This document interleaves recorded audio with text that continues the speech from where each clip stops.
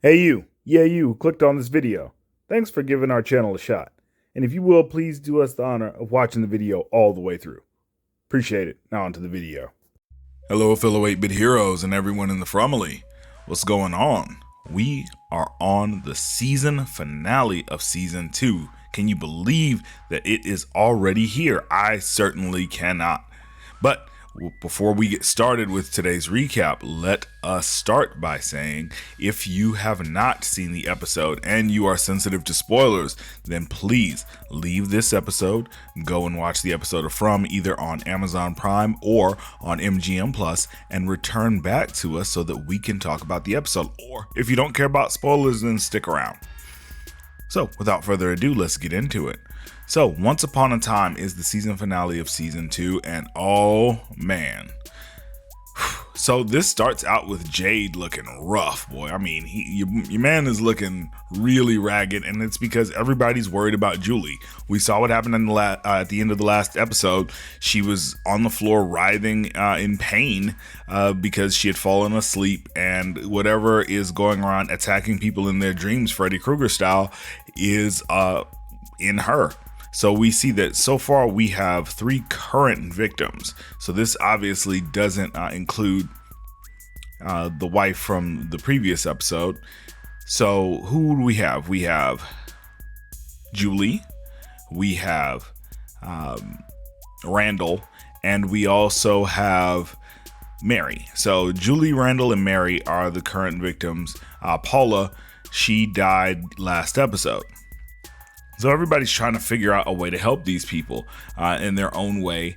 And we really just are worried about these characters because we really don't know anything. And that's kind of what Jade and Boyd are talking about, because Jade is like, it's like putting together a puzzle basically from the inside without having any of the important pieces, just disparate elements of information and trying to create a solution based on that limited information. And he's absolutely right. So what does Boyd do? Well, Boyd goes to talk to Sarah.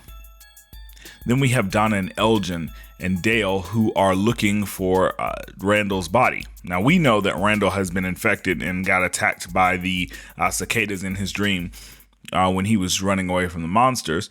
But we also know that the monsters were out at that time. So is Randall still alive? Well, obviously he is. So we see that Dale, who's complaining, who should have been in the box. I mean, I don't really understand how he's like whining and complaining. It's not like he was under the influence of another entity like Sarah was. He literally stabbed Ellis, but whatever. So they find Randall, and once they find Randall unconscious, they're thinking that he's, just in a coma like everybody else, and he begins to scream this unearthly wail. And so we see Julie and Mary doing the same thing. They're basically all doing this in unison. So now we see Boyd and Sarah and Kenny, and they're going back into the woods to look for answers. And Boyd mentions the boy in white. He shows them where the tower that he was in was. And, basically feels like there should be an answer there. And as he's looking, Sarah begins to hear the music box, and she tells Boyd that it is there. It is in that area, but nobody can see it. And it's very interesting. Her nose starts bleeding. Kenny starts freaking out. And it's really cool to see her connection to this place. But one of the hypotheses that I had, especially going into this, is that the tower exists, but it exists in the past. And Boyd inadvertently traveled to the past, and that's where the entity got a hold of him from the man that was chained up in the tower. And so if anybody has played the game Zelda Link to the Past from the Super Nintendo, you'll be familiar with this idea of traversing in the past to the present and being able to take things from the past to the present in order to help you accomplish a goal, just like in that game. And that's what's really happening here, or at least that's what I think. So we see this happening. We get basically Boyd telling Kenny that they need to get back to town, essentially, because it's just, it's too much, and they don't really have a real answer. Plus, there's no music box to be found. So it's just one of those things. So we are back at Colony House. And Colony House, they're praying in a circle. And Donna looks just super incredulous at the entire deal of them, basically praying in their current situation. Because, for some people, something so fantastical, especially that's what's happening to them currently, really doesn't lend itself to a God that's trying to help you in any real way. And of course, we're going to circle back to that later on in the episode. So this theme will be coming back up. So after Donna sees this and she sees the panic, she asks Dice to lock up the guns.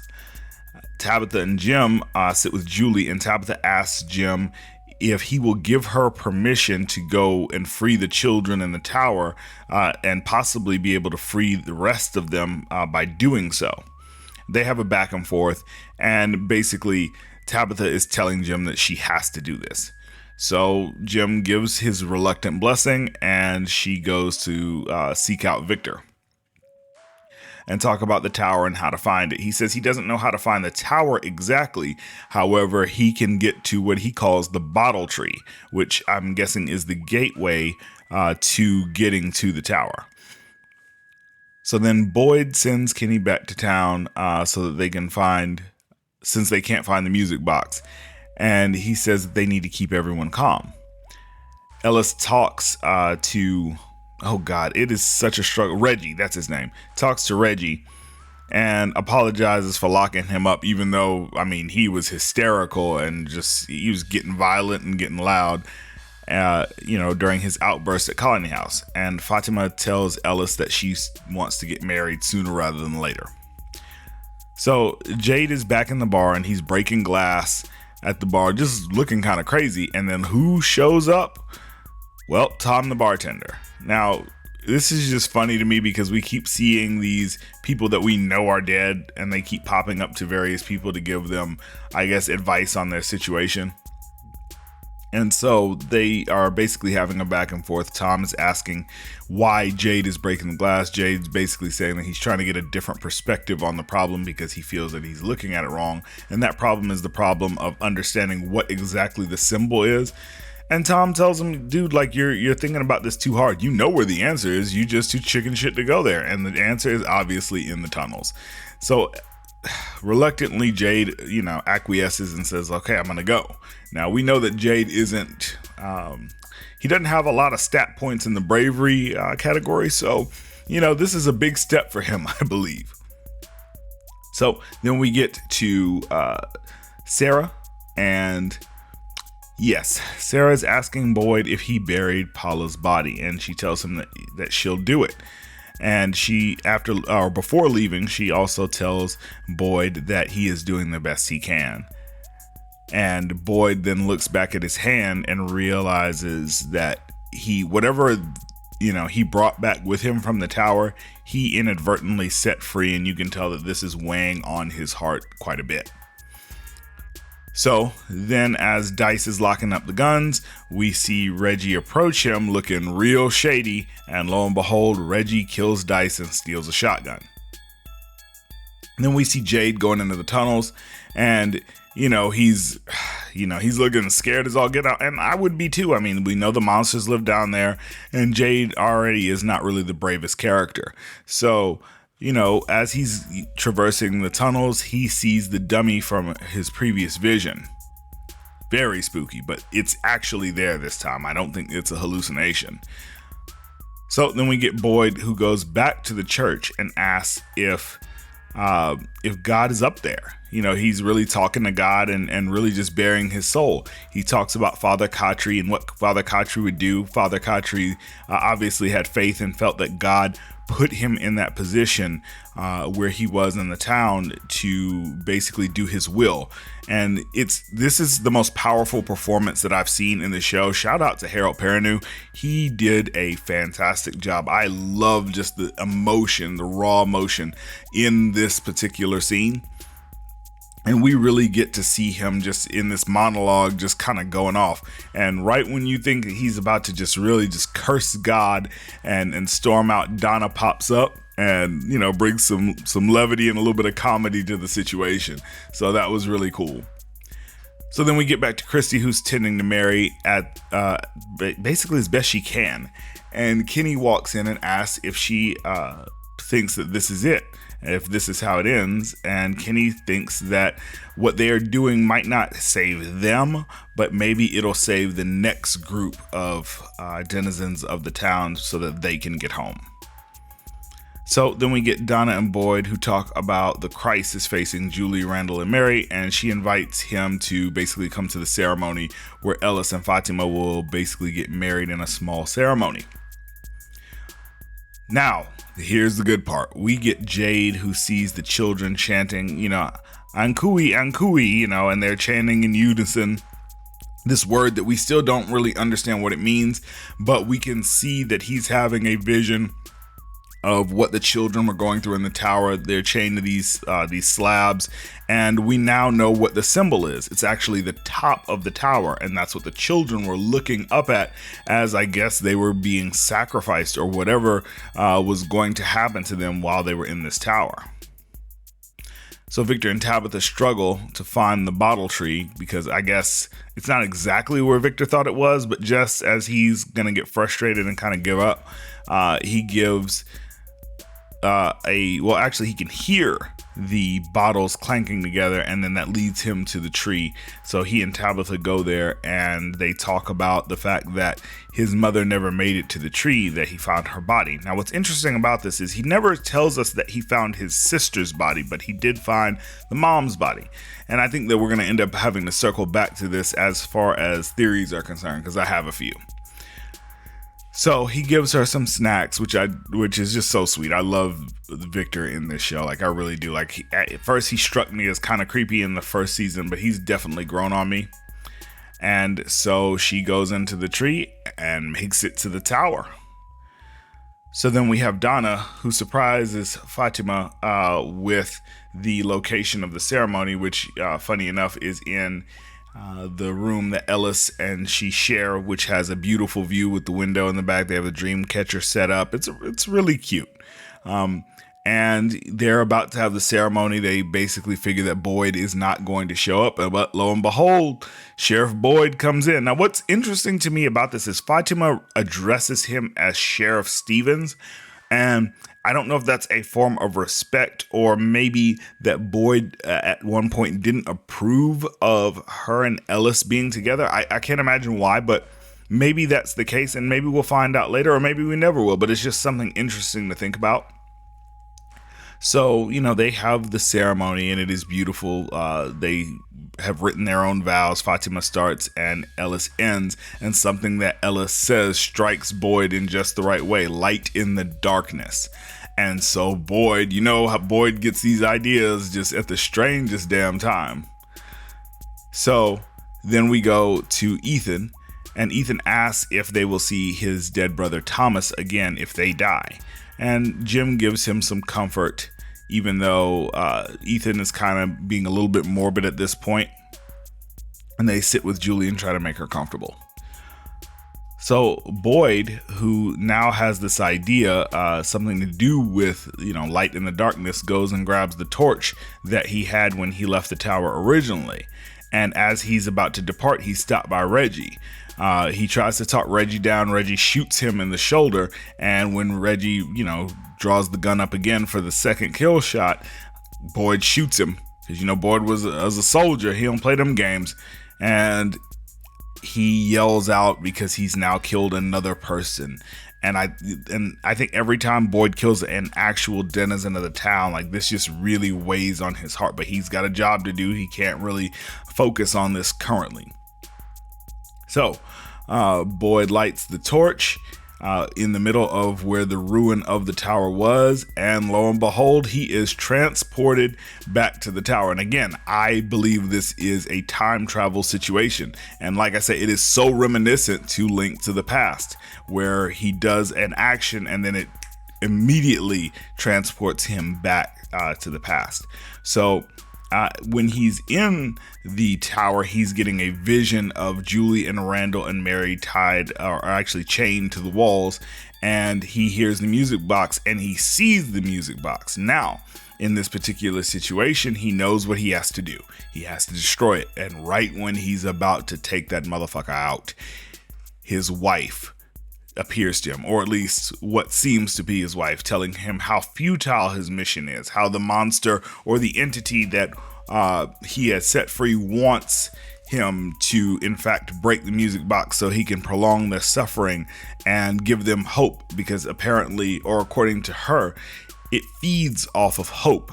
And so the best thing to do is just let these people die so that there is no hope to be gained. But to me, that just sounds like giving in to despair. And I guess Boyd is of the same idea. So, you know, even though he had a moment of pause, he didn't let that deter him, and he destroys the shit out of that box. And I love when he comes back, just the, you know, him yelling out in defiance to whatever can hear him about he won't let this place break him. And I just love that part so very much. But when he comes back, what does he see? That same dog that led him back to town the first time. Really don't know what the dog signifies, if the dog is real, or, you know, what real part it has to play, but maybe we'll find out. Now, here we go. So, Jim tends to Julie, and Ethan notices that the cicada calls have ended now that everybody has awakened. So Julie, Randall, and Mary have now awakened. They seem to be no worse for wear, and they're trying to basically get their bearings back. Now, here we go with Tabitha in the tower. So as I'm watching this, I'm only thinking that something bad is going to happen. So she's climbing the tower, climbing. She sees gears moving, and when she gets to the top, what does she see? But a lighthouse is what she's in, and she's able to see basically from the top everywhere that is surrounding the area, including what looks to be the town. And as she's observing, the boy in white approaches her, but this time he speaks and he apologizes to her and tells her that this is the only way, before shoving her out of the lighthouse window. And then when she wakes up, what does she see but herself in a hospital bed? A nurse comes to tend to her. She is in disbelief, unclips herself from the monitors, and looks out the window, only to be told by the doctor or the attending physician that she was found on a hiking trail, bruised up, and asking if she recalls how she got there. And of course she doesn't. And then the realization comes upon her that what has happened is that she has been transported back to the normal world.